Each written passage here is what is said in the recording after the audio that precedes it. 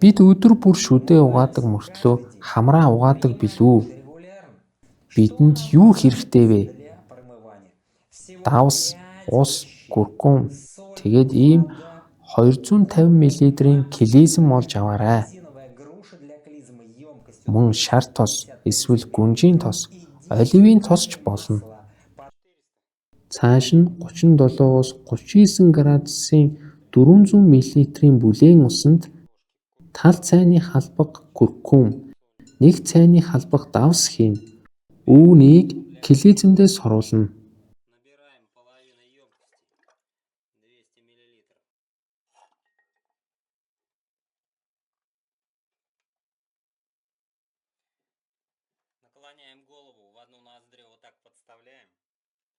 Толгоогоо ингэж хазгаалгаад гүнзгий амьсгалаа аваад гаргахдаа ингэж хийнэ.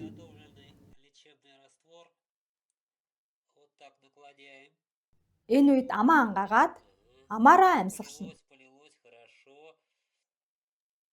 Тэгээд нөгөө хамраа угаана.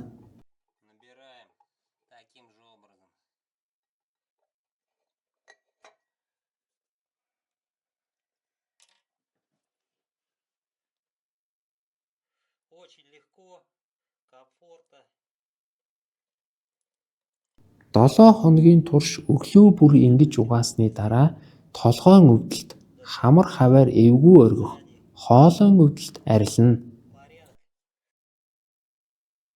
Дараа нь хамар тус бүрт 5 дусал тос тусаана.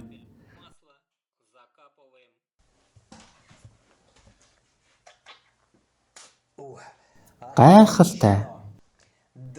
Үнэхээр сайхан оргиж байна.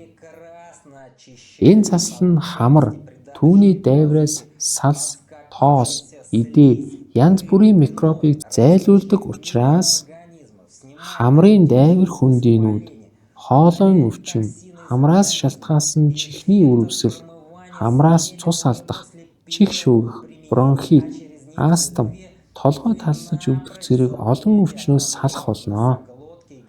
Толгойн өвчин, хүзүүний цусан хангамжийн дутагдал, стресс арилна, хараа сайжирна, ойр сайжирна.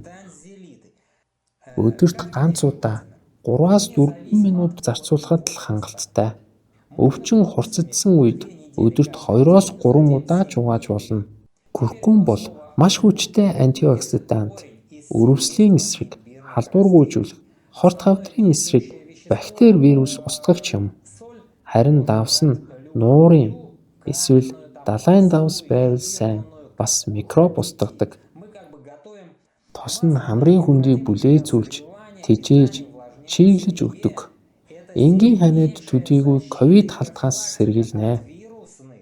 Нэмж хэлэхэд элдв антибиотик, гормоны эмэн, хортой тул хэрэглэхээс татгалзаж иймэрхүү ардын эмчилгээний аргыг судалж хэрэгжүүлээрэй.